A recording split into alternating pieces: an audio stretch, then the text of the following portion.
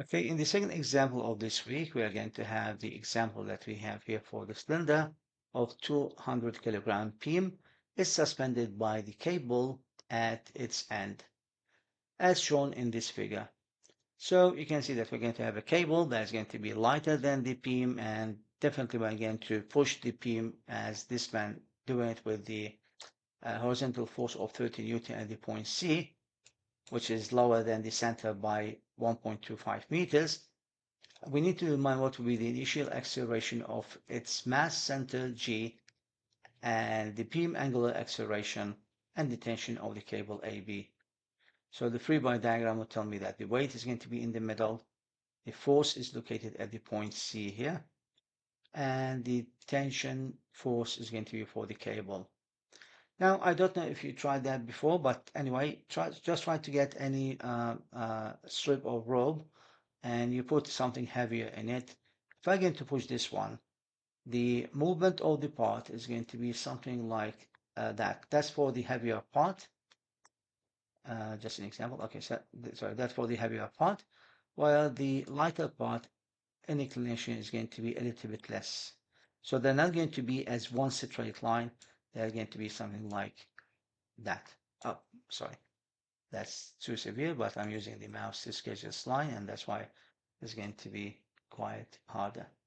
Okay, so we're going to have a turning point here, which is going to be the point A, and the slope of each line is going to be quite different because the rope is lighter. However, I can say that here we're going to have the acceleration at this point is going to have once again a tangential in this position, by the way. When it's still static, the omega is equal to 0. So it's going to have a tangential and the normal around the point B. Now here we don't know what the distance between the A and the B, so we're only going to say that the acceleration normal is going to be equal to the omega square multiplied by the distance from RB slash G, that we don't know how much, but we know that omega is equal to 0, so this will give me a 0 value. For the A tangential, which is going to be the AX, this will be equal to the alpha multiplied by the RB slash CG, sorry. And we don't know what this value is, so this one is going to be unuseful, so I'm not going to use it. So if we're going to go back to the solution steps, we need to find the signal of the force to the x-axis, to the y-axis, and the moment around the point, oh, sorry, that's not point G, we're going to use the point A, okay? Because I just want to use the easiest way to calculate the IG, so I'm going to use the 1 over 12 multiplied by the mass multiplied by the length square. If I'm going to have to use it at the moment around the point G, this will use a different equation, which is going to be 1 over 3 the mass multiplied by the L square. Anyway, you'll find that the answer is going to be tension is equal to 1962 Newton, the AG is going to be 0.15 meter per second square, and the alpha is going to be 0.141 radian per second.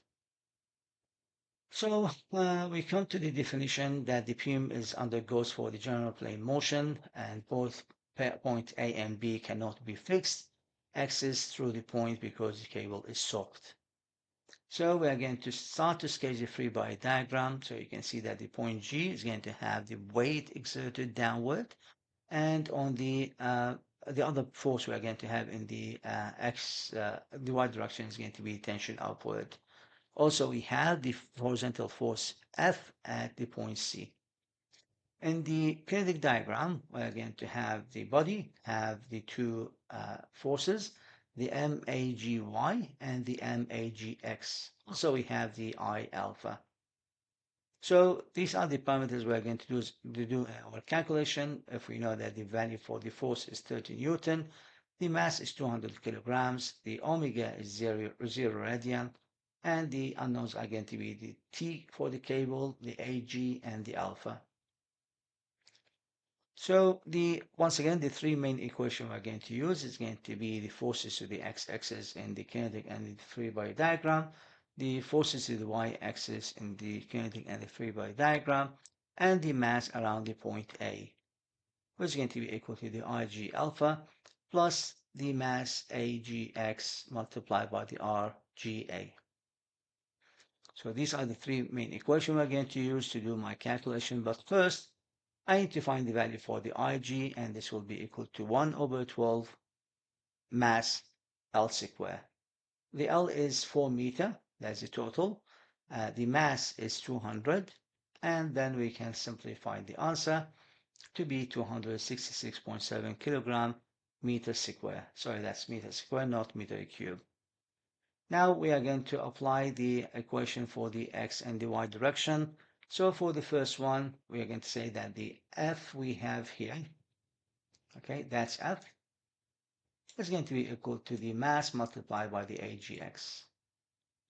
And we know the value of the F, then we can find the AGX because we know the mass is 200. So I'm going to apply that. 30 Newton is equal to 200 kilograms multiplied by the AGX. And by solving for this equation, I can find that the AGX is equal to 0.15 meter per second square. Now we go to the y direction. In the y direction, we have the G is negative, we have the tension is positive, and this will be equal to the mass multiplied by the AGY. Okay, now we are going to solve for that, and this will be equal to the minus 200 multiplied by 9.81 plus T is equal to the MAGY. So we know that the AGY is equal to the AAY, and this will be equal to the omega square multiplied by the distance from A to B. So we don't know what the distance are A to B, but we know that the omega is 0. So definitely this will go to 0. And we're going to put it in the equation 2. And we're going to find that the tension is going to be equal to the weight, which is going to be 1962 Newton. So now we solve for the AGX and for the tension. Now, the last equation we have is going to be about the moment around the point A, or the equation C we have in this set of the equation we selected here. So let's start to analyze the free body diagram for the moment around the point A here. So we have this force multiplied by the total distance here. That's what we have in the free body diagram. Because this force and the tension are passing through the same line of action for the point A.